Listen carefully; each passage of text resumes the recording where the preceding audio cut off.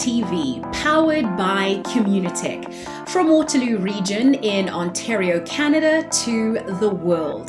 The conversations you need and want to hear with interesting people on topics at the intersection of technology and humanity. Tech for good. Let's get started. Thanks, Talia, for the great introduction. Great to have you. And today we have joining us Ash Maurya.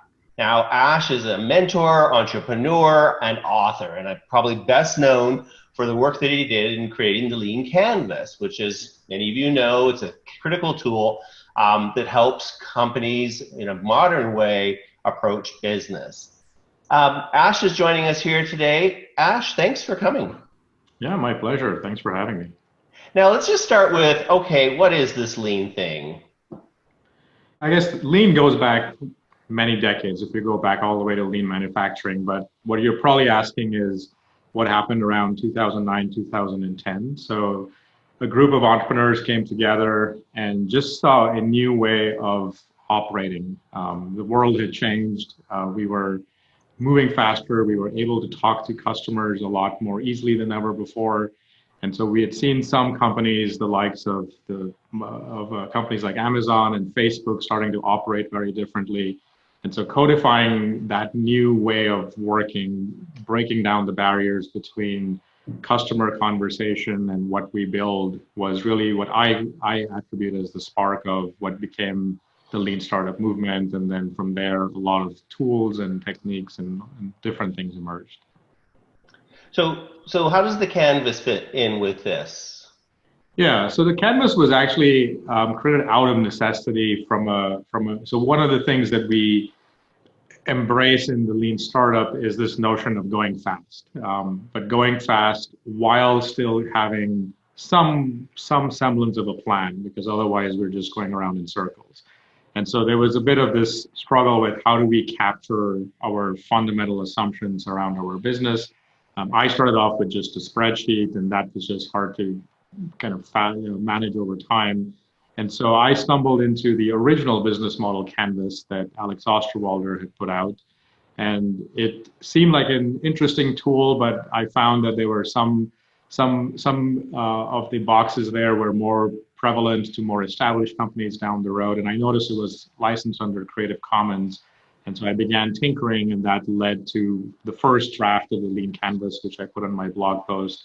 Resonated with a lot of people, and I decided I would refine it some more, and that's how the Lean Canvas came to me. So it's in a nutshell, an idea capture tool. It's a way of taking an idea, a startup idea, an innovation project, and deconstructing it into some of the more riskier assumptions that one needs to tackle first. Now, it's a one-page business model. Is that just laziness? Do you want to write more than one page? Like, what's going on here, Ash? Yeah, so the irony is that it's actually a lot harder. And I guess it's the Abraham Lincoln kind of code, which is if I had time to write a longer letter, I would have, or a shorter letter, I would have. So being concise is an attribute that we all have to develop as entrepreneurs. When you're giving your pitch, you need to get to the point very quickly. Even investors don't like reading 20, 30-page business plans. They've had to out of necessity, but they'd much rather hear the elevator pitch and the traction story. And so if you're going to have to condense your idea anyways, this was a way to start practicing that up front.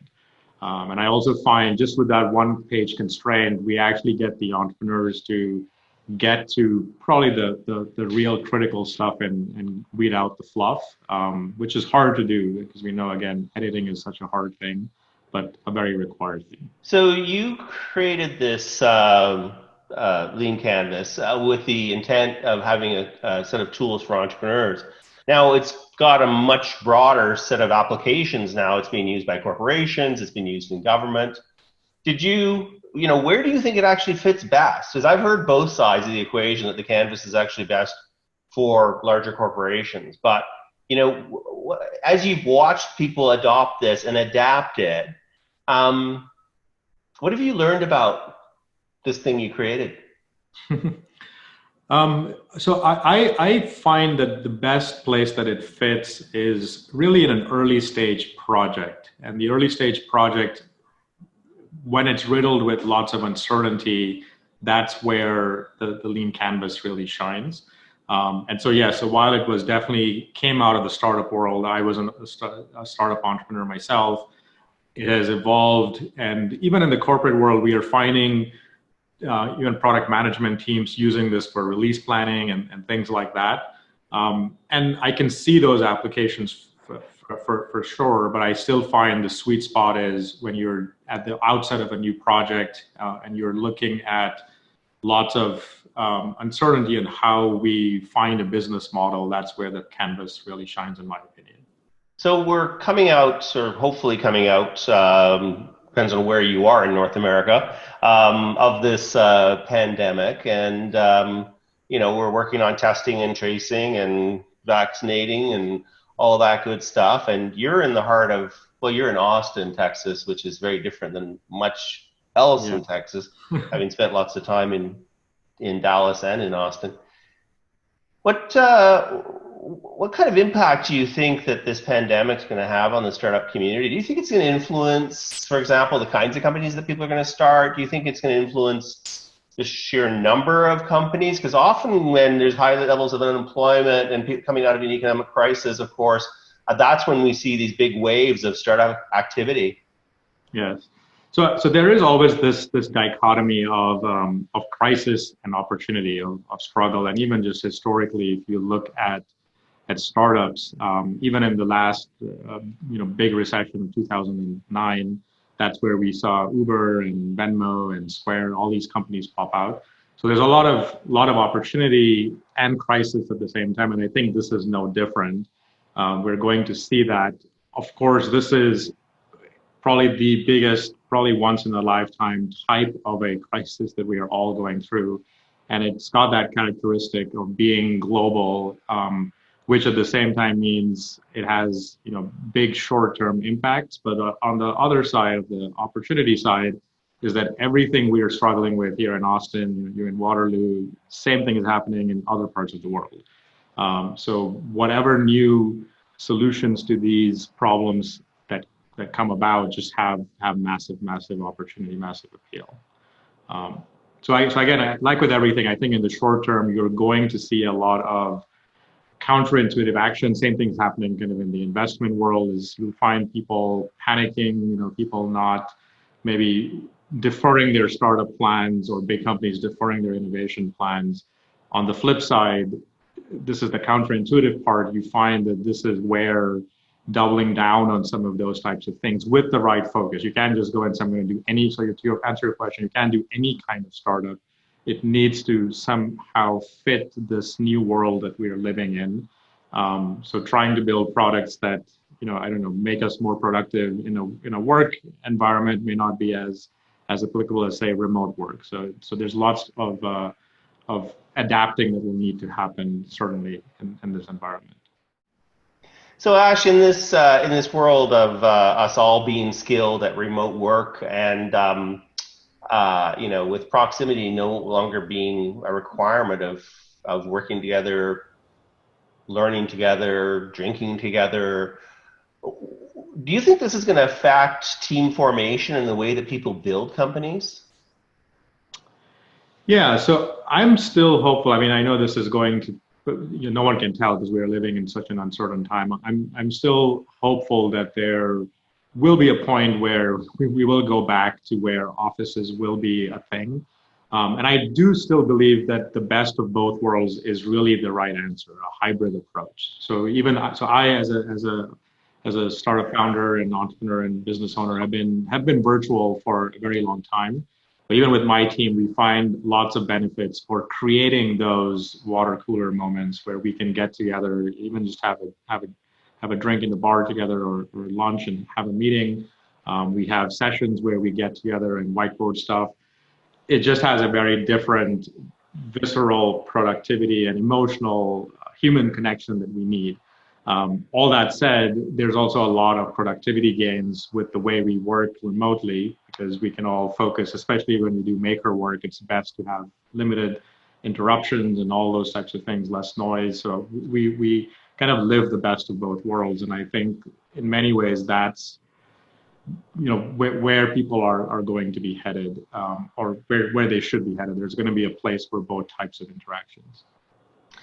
When we think about innovation, and of course, when I talk to CEOs, they're all like, wow, we were able to do something in 3 weeks that we weren't able to do in 5 years. And how do we capture this ability to be nimble and quick like Jack, and make that part of our DNA?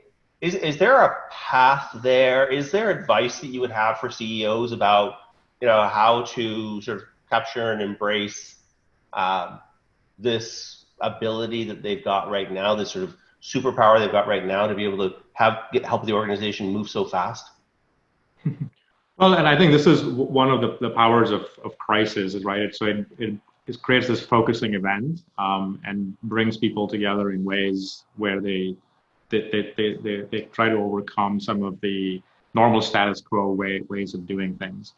I think it just comes with so I'm not going to advocate like creating artificial crises along the way, but it just comes with advocating probably some of these best practices that we have learned about. So even just if we take remote work, lots of companies dismissed it, saying this would never happen. It's just going to make us unproductive, and come up with all these different reasons. And many have been surprised at how productive they have actually become in this time. So I'll go back to a bit of where we started, which is there's lots of things we think we know that we don't, and this goes back to just innovation in general. And I am a very meta-recursive thinker, so I try to apply a lot of the frameworks we use for testing ideas to testing even working, hiring, all kinds of things. So I think the short of it is not to dismiss very easily what can or cannot work just because that's what we think, and rather run these types of experiments and be open with running them and doubling down on the things that do and do not work. Cool. Yeah, we at Communitech, we tend to talk about things in terms of experiments, because then it doesn't lead to a success or failure outcome of it. It leads to a learning outcome from it. Right. In the years leading up to the pandemic, people always talked about move fast and break things. And unfortunately, that mindset it led us some pretty valuable things getting broken, like democracy, for example. How can we leverage this moment of a global crisis to move fast but fix things? How can we course correct and put tech for good back at the forefront of what we do? Yeah, so I think this is where we sometimes I'll use the word conflate, but I find that there are many things that are neutral. So I look at tech as being neutral. We can use it for good or bad. Same thing with what's happening. I mean, the virus is doing its thing, right? It's a triggering event that's causing changes. I guess the same thing would go with with just anything, is we have to kind of make some judgments on how. So if we look at tech for good or moving fast and breaking things, I've always aspired to moving fast and challenging the status quo. So if we look at it more from an aspirational perspective, I believe the job of every entrepreneur, every innovator out there is to leave us better off than where we started out. And the mantra has been, and that's the Silicon Valley mantra, fail fast, break things, because things need to be broken. But I think a more healthier way to look at things is, how do we make the world a better place? How do we look for better outcomes? So we all have an outcome, jobs to be done. We can, as humans, understand or at least begin to grapple at what better outcomes are. We need to look at the status quo and see how are we achieving those, and if we are not doing well, challenge that and try to come up with better outcomes. But I still look at it as progress or better outcomes is the goal, not breaking. Breaking sometimes is an intermediate step towards creating change or affecting change.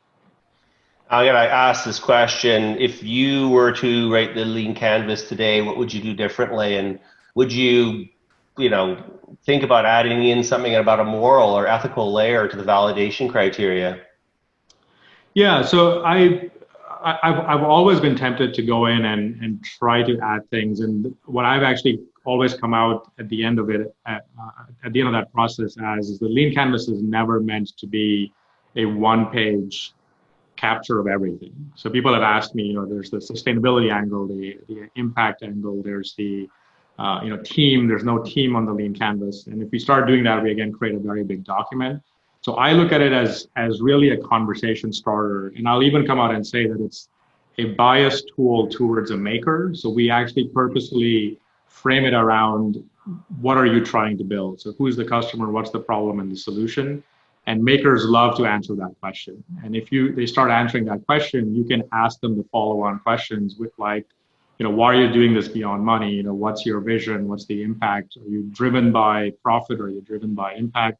So I look at those secondary questions come through conversation, and I find that to be a more effective way than me coming to you and say, create this, sustainability canvas or impact canvas, which will be for some, but others may not think they need to build a business that way. So I find that the Lean Canvas is a bit more general and inclusive, and I think by design it works better in the long run.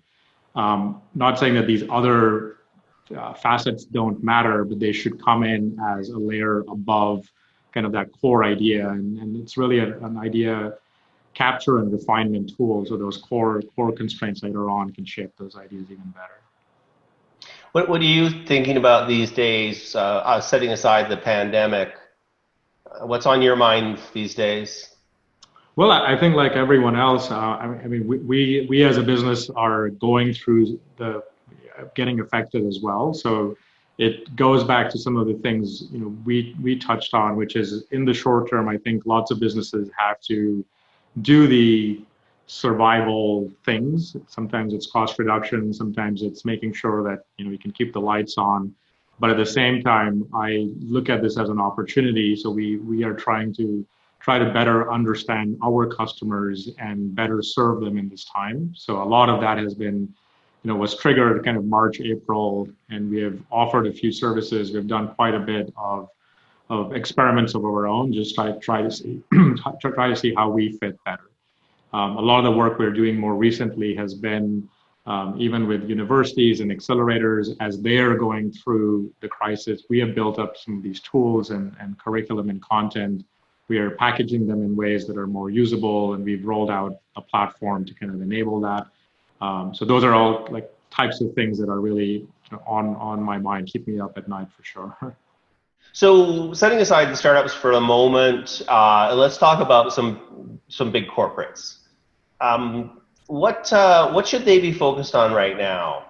Yeah, so I still look at this as a great time to invest, and it's again one of those counterintuitive things. Lots of companies want to invest when times are good, but even historically, if we look at a company like Apple, they made the biggest comeback probably in recent business history, maybe of all time. Right after the dot-com bust, they made a very big bet in innovation and investment and launched 3 big waves: the iPod, the iPhone, and the iPad. And of course, they're a big outlier, but the message here is that this, again, is a time in which bigger companies with assets and resources can regroup and, in a way, find lots and lots of new opportunities. Lots of talent is, unfortunately, on the market. Lots of layoffs happening, but that's where a lot of talent is up for grabs. Lots of supply chains are in turmoil. So there's lots of opportunity here that if they were leveraged in the right way, can create essentially new innovative business models could come out of this. I have a very unfair question to ask you, because now it's going to be documented for all times. But how fast do you think the economy is going to come back? I think we're in for a long one. So I tend to classify myself as a rational optimist, so I do believe that we will come out of this. At the same time, I see that where we are right now, we tend to take a step forward and a step backward, and it's kind of a cat and mouse game. And the virus is tends to be a step ahead of us right now. And so I think until we get a vaccine out there, on the public health side, we are going to be taking some of these. We're going to be doing this dance with the virus. We'll be taking a few steps forward. And that, of course, has massive impacts on all kinds of industries and economies.